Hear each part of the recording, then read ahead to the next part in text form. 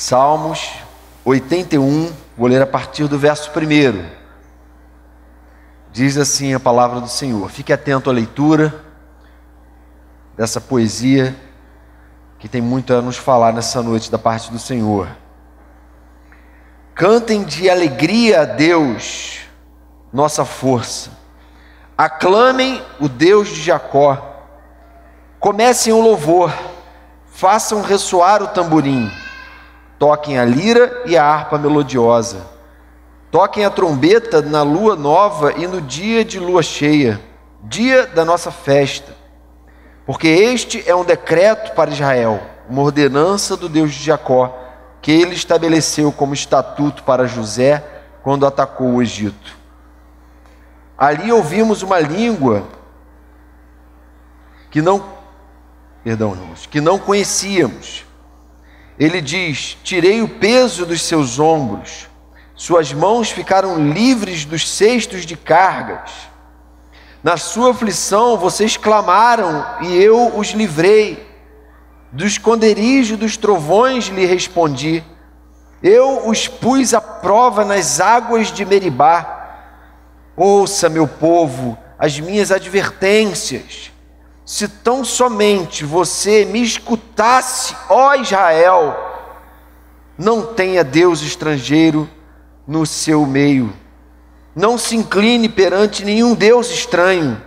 Eu sou o Senhor, o seu Deus, que o tirei da terra do Egito. Abra sua boca e eu o alimentarei.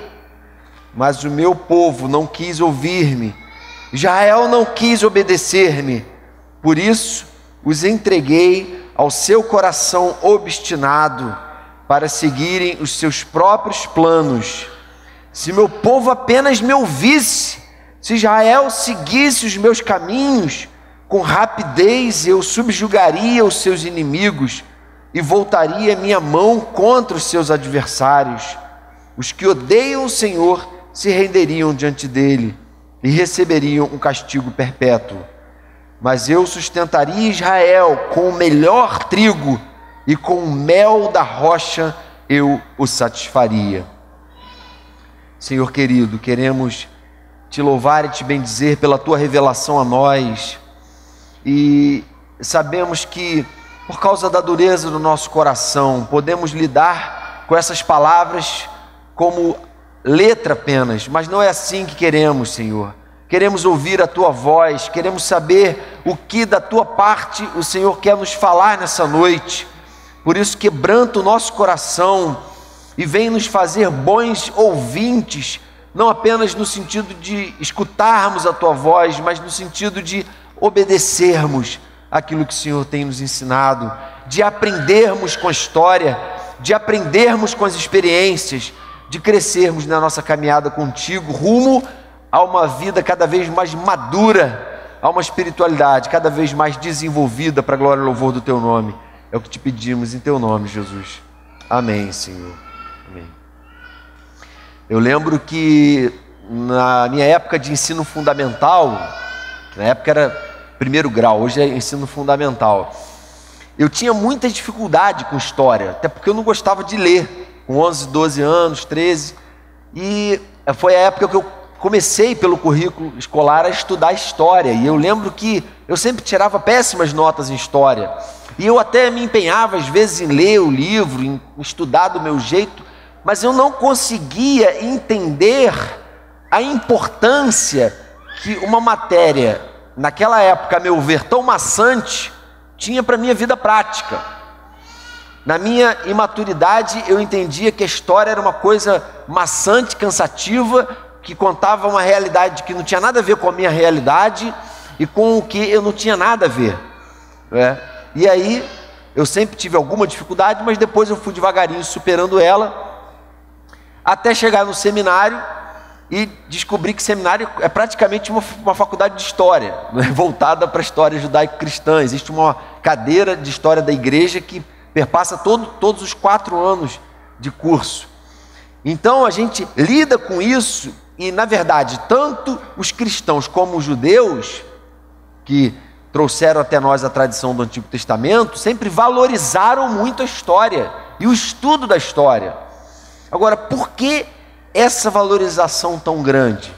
Por que a gente precisa, é tão importante a gente valorizar a nossa história, as tradições que chegaram até nós? É claro, porque a gente aprende demais com essas coisas. A gente aprende demais quando a gente estuda os erros que as civilizações, os povos, as culturas já cometeram na história, para a gente não repetir esses mesmos erros. Por exemplo, o estudo da história da igreja, porque uma das razões pelas quais é tão importante saber que caminhos heréticos a igreja já tomou na história e evitar esses caminhos. E aí a gente se volta para a palavra e a gente percebe uma valorização da história e uma valorização, inclusive, daquilo que se chama de tradição. É interessante que falar em tradição para alguns já é uma coisa que causa alergia, não é? Que é o tradicionalismo religioso e tudo mais. Mas, na verdade, vejam o que Paulo diz em 2 aos Tessalonicenses 2,15. Ele diz assim: permaneçam firmes e apeguem-se às tradições que lhes foram ensinadas, quer de viva voz, quer por carta nossa. O que Paulo está fazendo? Valorizando as tradições. Gente, vocês não são o primeiro povo da história e vocês não podem agir como se fossem. Vocês têm que olhar para trás e aprender com tudo que aconteceu na história até aqui. Vocês precisam parar e refletir, porque senão vocês não vão discernir esses caminhos que dão em tragédia, que dão em erro, que dão em problemas sérios. Vocês precisam aprender a valorizar isso, cultivar essas tradições, não é, que a gente recebeu. O contexto do texto que a gente acabou de ler é o contexto da festa dos tabernáculos. O que era a festa dos tabernáculos? Era uma das festas que Deus havia estipulado na lei para que o povo de Deus fizesse o quê? Lembrasse da sua história, da sua tradição, para que o povo trouxesse à memória aquele tempo em que o povo viveu como nômade em tendas no deserto e se lembrasse do modo como Deus esteve como coluna de fogo à noite, como coluna de nuvem durante o dia, protegendo, guardando, presente das coisas que Deus fez no meio do povo dele naquele período. E o salmista está aqui valorizando essa tradição que ele havia recebido. E ele está aqui trazendo à memória experiências tremendas e maravilhosas que ele teve com Deus, que poderiam, sem dúvida nenhuma, ser sabedoria para ele levar a vida dele dali para frente. Por exemplo, uma evidência dessa memória está lá no verso 5, quando ele diz que nós chegamos ali e ouvimos uma língua que não conhecíamos, a língua egípcia, né? Tirei o peso dos meus ombros, uma alusão ao tempo da escravidão. Do esconderijo dos trovões lhes respondi, uma alusão ao Sinai. Deus falou ali no meio de trovões. Então, há toda uma descrição rica de detalhes para exaltar o Senhor, com base naquilo que ele havia feito historicamente no meio do povo dele. Não podemos viver, gente, sem aprender nada com história. Uma geração que despreza a sua própria história, que despreza tudo que aconteceu até aqui, ela está se limitando a voltar talvez a estaca zero. Poderia já começar aprendendo muito, mas deixa de aprender com a experiência. Pessoas soberbas às vezes que entendem que não tem nada a aprender com a história e com a tradição, sem dúvida nenhuma, saem muito prejudicadas com essa atitude. Precisamos valorizar essas coisas e colocá-las diante de Deus, escutar as tradições, as experiências de Deus com o seu povo. Presta atenção, é escutar ao próprio Deus. Por que a gente está sempre nessa campanha de leitura bíblica, não é? E a gente valoriza a leitura da Bíblia, estudo em conjunto, tem grupos de WhatsApp agora fazendo estudos, leituras da Bíblia em conjunto. Por quê? Por que tanta valorização disso? Porque a gente aprende quando a gente lida e observa, estuda, se debruça sobre a tradição que a gente recebeu. E aí, irmãos, esse é um texto que encoraja basicamente a gente a ouvir a voz de Deus a partir das experiências que ele já registrou na palavra dele. Ouvir a voz de Deus. O que Deus está falando? Verso 8: se tão somente você me escutasse, ó Israel. A versão antiga dizia assim: ah, se meu povo me escutasse. Parece que há um suspiro de Deus voltado para mim e para você, no seguinte sentido: ah, se vocês fossem sensíveis a ouvir a minha voz. A sensação é que Deus está se revelando aqui como um pai cuidadoso, carinhoso, que está preocupado com seus filhos, que não quer ver os seus filhos errarem repetidamente e cometerem os mesmos erros que os seus pais e que os seus antepassados cometeram. Ele quer que os seus filhos sejam sábios para escutar a voz dele e para acatar aquilo que ele tem a ensinar. E ele faz algumas promessas a respeito disso. Por que o Senhor quer tanto que a gente aprenda a ouvi-lo? Ele dá algumas respostas sobre isso e faz algumas promessas. A primeira coisa que ele coloca é exatamente isso: que se nós escutássemos a ele, nós conheceríamos o seu cuidado. Se nós escutássemos o Senhor, nós conheceríamos essa faceta dele como um Deus amoroso e cuidadoso, um Deus que, quando corrige, não corrige por mal, corrige por bem e motivado santamente. Olha o que ele diz no verso 8: se meu povo, ouça meu povo, as minhas advertências, se tão somente você me escutasse, ó Israel, não tenha Deus estrangeiro no seu meio, não se incline perante nenhum Deus estranho. Eu sou o Senhor, o seu Deus, que o tirei da terra do Egito. Abra sua boca e eu o alimentarei. Veja bem, Deus se revela aqui, como em várias outras passagens, até no primeiro mandamento lá em Êxodo 20, primeiro dos 10 mandamentos, como Deus ciumento. É estranho a gente ouvir essa palavra, mas os teólogos usam essa expressão para Deus, porque não é o ciúme no sentido pecaminoso que a gente conhece, assim como a ira de Deus, que é uma realidade, não é uma ira pecaminosa como a nossa. O ciúme dele também não é o ciúme de alguém caprichoso, carnal, mas é o ciúme de um Deus cuidadoso, que fica triste quando vê um filho seu elegendo outros deuses e colocando a sua expectativa sobre outras coisas que não ele mesmo. Porque ele sabe que quando eu e você elegemos deuses e criamos expectativas, por exemplo, de que certo relacionamento afetivo vai nos suprir existencialmente, vai justificar a nossa existência no mundo, vai nos dar sentido para viver, a gente está transformando esse relacionamento num Deus. O Deus sexo, não é? Que é um dos deuses do nosso tempo aí, reconhecido até pela sociologia, mas eles não podem nos suprir.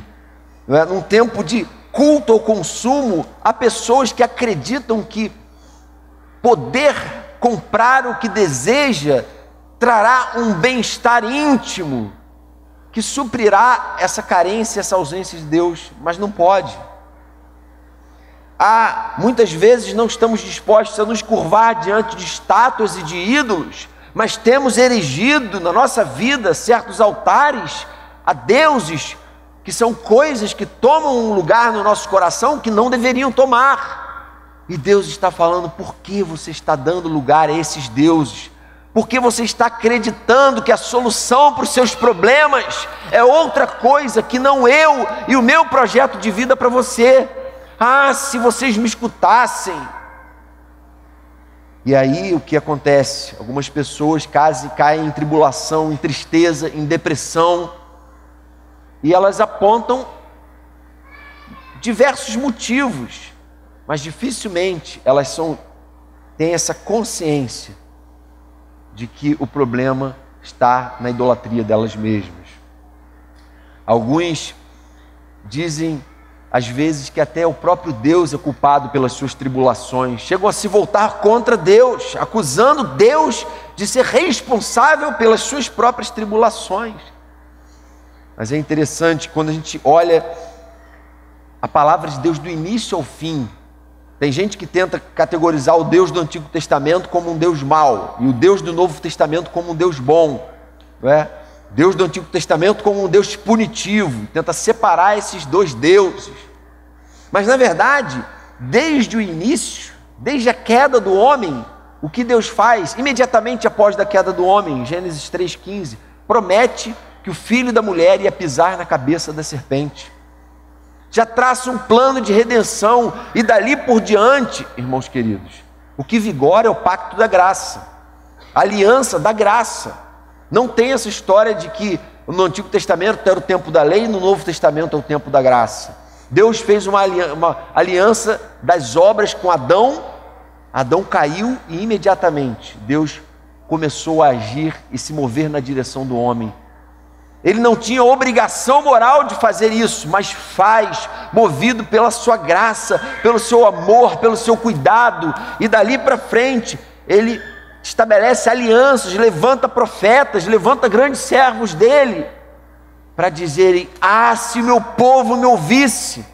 O problema não é eu não estar falando, porque eu sempre estou falando, eu sou onipresente, eu sei de todas as coisas, eu de fato quero o bem do meu povo. Esse não é o problema é o meu povo não me escuta, o meu povo endurece o coração diante das palavras dos profetas, diante do evangelho pregado.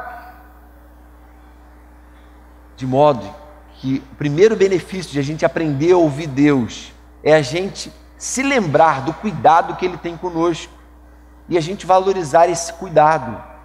É isso que a tradição judaico-cristã, é isso que a minha experiência de conversão me lembra. Quando eu lembro do meu Egito pessoal, do meu tempo de escravidão, ao invés de eu ter saudade, eu me lembro de como o Senhor foi bondoso e me conduziu num êxodo para fora daquele Egito e para dentro da terra prometida onde a gente está vivendo. Amém, gente? Então esse é o nosso Deus cuidadoso. Quando escutamos o Senhor, experimentamos o seu cuidado. Em segundo lugar, se escutássemos ao Senhor, não sofreríamos as consequências da dureza do nosso próprio coração. Muitos dos nossos sofrimentos têm ligação direta, sem dúvida nenhuma, com a dureza do nosso próprio coração. Verso 11: mas o meu povo não quis ouvir-me, Israel não quis obedecer-me, Jonatas tem falhado em me ouvir, Maria, João. Por isso eu os entreguei ao seu coração obstinado para seguirem os seus próprios planos. Pior, irmãos queridos, do que a gente pecar, é a gente pecar a partir de uma certa entrega de Deus. Ele está obstinado pela desobediência. Ele só consegue pensar em viver assim. Ele só consegue agir com o coração duro, rebelde, indiferente à mensagem do Evangelho. Ele se acha no direito de desprezar a cruz, de desprezar o que meu filho fez por ele. Mas ele não tem esse direito, mas ele se acha. E ele diz: por causa disso, eu os entreguei. Essa expressão em alguns momentos se repete, assim como lá em Romanos 1, né, por causa das relações homossexuais, Deus entrega os homens ao seu próprio juízo, à sua própria desgraça. São expressões muito fortes. Essa expressão de Deus entregar, parece que Deus permite que nós, quando estamos obstinados pelo pecado, caiamos num precipício, degrau a degrau, e cada vez pior. E é interessante que essas palavras proféticas, às vezes a gente olha elas apenas de um modo geral para o povo de Israel, mas não sei se você já fez essa reflexão. Tem muito tempo que eu costumo fazer essa relação. Sempre que Deus se dirige ao povo de Israel, Ele está se referindo não só à igreja de hoje, mas está se referindo a você individualmente. Você quer ver? Israel era eleito, não era? Era o povo escolhido dele. Eu e você também somos eleitos. Israel era infiel por causa da natureza pecaminosa. Eu e você também somos. Israel era teimoso. Nós também somos, não é? Contumazes. Nós também somos, expressão que ele usa, obstinados. Israel achava que tinha os conselhos certos. Nós também, às vezes, agimos assim, como se achássemos isso. Israel ouvia, mas não escutava a voz de Deus. Não é assim que a gente faz às vezes? Deus está gritando no nosso ouvido, Deus está falando de modo muito claro, de modo muito objetivo, quanto àquilo que a gente precisa consertar diante dele, quanto às mudanças de atitude que nós devemos ter no nosso dia a dia, no nosso modo de viver a vida conjugal, no nosso modo de nos relacionar com os nossos filhos, no nosso modo de ser igreja, de modo que o problema não é isso. A gente até escuta objetivamente isso, mas a gente não encarna, a gente não põe isso em prática. E aí, sem dúvida nenhuma, o que acontece é esse agravamento que leva Deus ao ponto de permitir que a gente haja mal. Deus permitia que Israel quebrasse a cara por causa disso. Várias vezes, é só ler a Bíblia. Deus também permite que a gente quebre a cara por causa disso. É interessante que salvação nos livra do juízo eterno, mas a salvação não nos livra das consequências contingentes aqui, né, imanentes desse mundo, do pecado. Nos livra do juízo eterno, é verdade, a cruz me trouxe salvação. Agora, as minhas atitudes pecaminosas hoje me trarão consequências naturais, intrínsecas a ela. E não há muito que se possa fazer. Muitas vezes elas vão ser de algum modo remediadas, outras vezes não. Quantos são os casos de grandes homens de Deus que, embora a Bíblia os chame de grandes homens de Deus, eles foram obstinados no seu pecado e sofreram terríveis consequências daquilo. Davi, grande homem de Deus, um homem segundo o coração de Deus. E Davi sofreu consequências dos seus pecados enquanto viveu antes de morrer, né? No mundo, que eu e você talvez nunca venhamos a experimentar a metade do sofrimento que Davi experimentou. De desentendimento entre filhos, de família dividida. Salomão, filho dele, Salomão, que foi também um homem, né, abençoado por Deus, que herdou o reino do pai, que escreveu 3 livros riquíssimos da palavra de Deus, que foi alguém que no seu tempo não havia ninguém tão sábio quanto ele, só que ele se casou com mulheres estrangeiras, transgrediu a lei. Isso fez com que ele caísse no pecado de idolatria e tivesse outros altares que não apenas o altar ao Senhor. E sofreu muito, várias consequências, inclusive a ponto de ver um filho matar o seu próprio irmão, um filho dele matando o outro. Coisas nesse nível que ele experimentou dentro de casa, que eu e você talvez nunca venhamos experimentar. Um grande homem de Deus, mas que sofreu as consequências de não ouvir a voz de Deus, de ficar obstinado no seu pecado. Sansão também no tempo dos juízes, grande homem de Deus, usado poderosamente, era cheio com o Espírito Santo e Deus usava ele milagrosamente, mas Sansão teve um fim trágico, teve uma morte terrível. Por quê? Porque brincou com o sagrado, porque tentou conciliar uma relação de comunhão com Deus, com o voto de Nazireu que ele tinha, com o povo de Deus, com as alianças que ele tinha, e ao mesmo tempo ia governando a sua vida ao seu bel prazer, de acordo com os impulsos carnais do seu próprio coração. E aí não teve jeito, Sansão experimentou uma morte terrível, gente. Embora Deus tenha agido na vida dele, mesmo naquele momento que ele estava rodando o moinho, cego, Deus agiu e ele foi usado por Deus até o último segundo da vida dele, mas sofreu muitas consequências do seu pecado. Então, em segundo lugar, se nós escutássemos ao Senhor, quanta dor poderia ser evitada.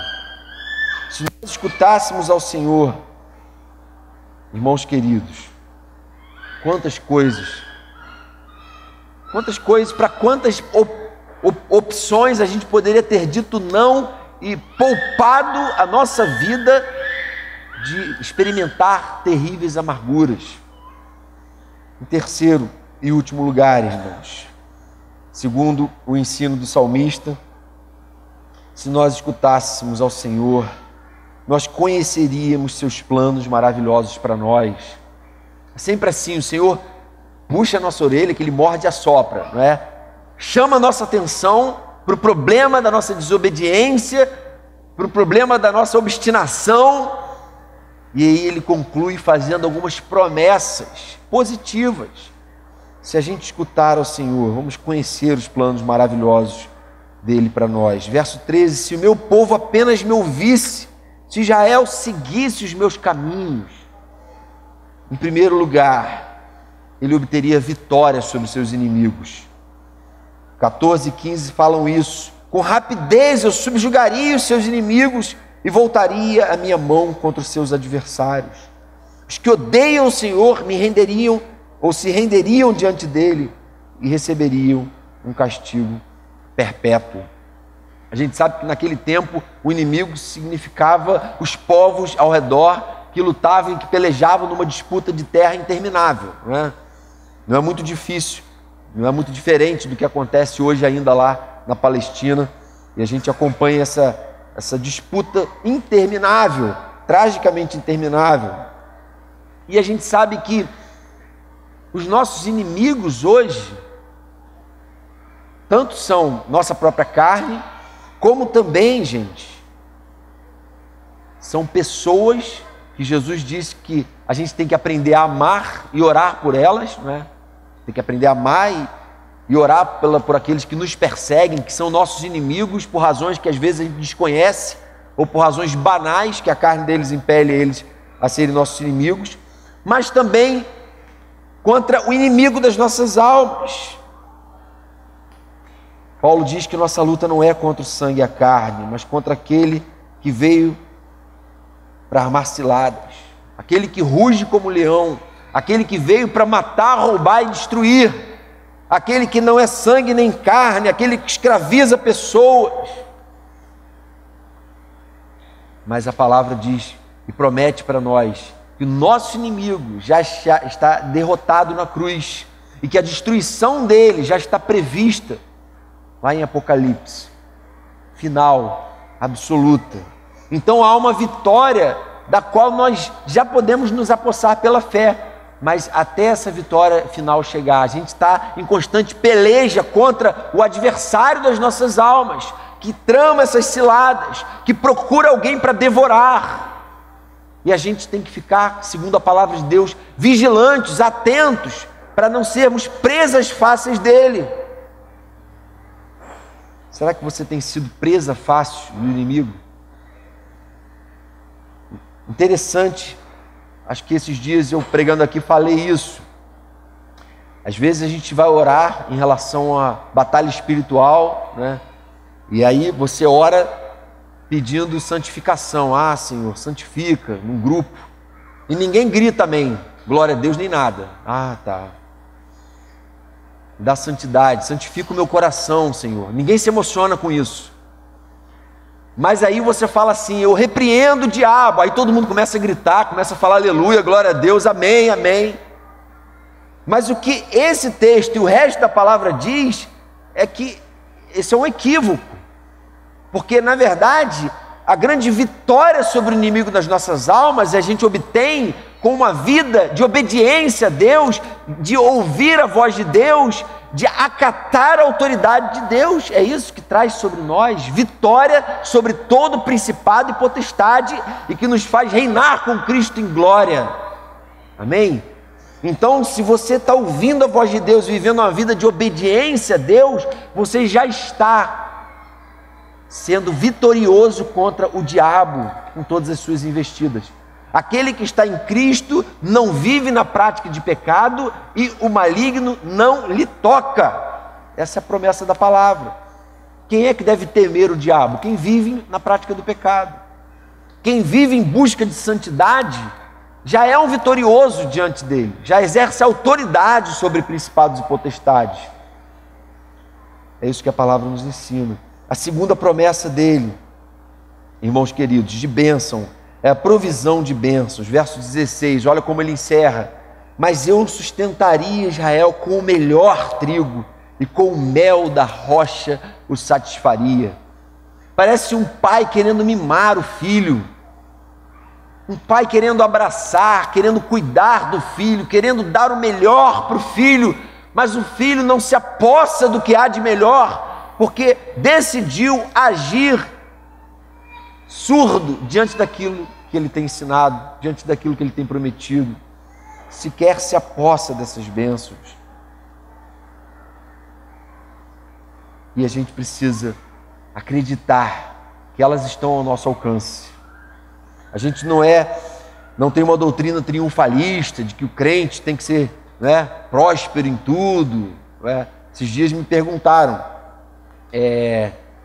a esse respeito. Eu falei, na Bíblia tanto tem exemplos de pessoas que eram pobres e se tornaram ricas, como de pessoas ricas que se tornaram pobres, que largaram tudo e viveram assim. Então, alguém veio me perguntar se o cristianismo adota esse sistema de castas que o hinduísmo adota. Se você nasceu com uma certa classe social, você vai morrer nessa classe social, Se você... e assim por diante. Isso que não, pelo contrário, Uma coisa não tem nada a ver com a outra. Então a gente não prega esse triunfalismo de que todo cristão que vive em santidade vai ser rico, porque isso é antibíblico. Mas por outro lado, é inegável que Deus revelou que recompensa, inclusive materialmente, aqueles que vivem uma vida de zelo, de obediência, de temor a Ele, dedicada a Ele, seguindo os princípios da palavra dEle. De modo, às vezes, que você vê até o incrédulo buscando justiça, buscando uma atitude correta e sendo abençoado por Deus. Não acredita em Jesus, mas obedece grande parte da Bíblia e tem na sua vida bênçãos da parte de Deus por causa disso. Sol nasce sobre maus e bons, sobre justos e injustos. A graça comum, não é isso que a palavra ensina? Há uma graça comum que está afetando todo ser humano, mas Deus promete uma graça especial, sem dúvida, para aqueles que aprendem a ouvir a sua voz. Interessante, não são promessas para todos, mas apenas para aqueles que o escutam. Quando escutamos o Senhor, usufruímos das bênçãos que Ele preparou para nós. Quando escutamos o Senhor, usufruímos das bênçãos que Ele preparou para nós. E a gente precisa, sem dúvida, irmão, se apegar a essa verdade. Escutar ao Senhor nos faz, em primeiro lugar, conhecer o cuidado dEle. Em segundo lugar, evita sofrimentos terríveis que a gente poderia experimentar. E por fim, nós conhecemos os seus planos maravilhosos para nós. Feche os seus olhos onde você está. Queria que você colocasse sua própria vida diante de Deus. A gente vai fazer uma oração. Talvez, enquanto a palavra estava sendo pregada, você tenha detectado, discernido certas atitudes, possivelmente rebeldes, desobedientes, certas atitudes, certamente que enfraquecem a sua relação com Deus. E a gente vai orar agora nesse sentido. Senhor querido, queremos te pedir que o Senhor nos ensine a ser bons ouvintes, Senhor. Ou seja, não aqueles que apenas ouvem, mas que ouvem com atenção, que valorizam aquilo que têm aprendido com a história e que procuram viver segundo aquilo que têm aprendido.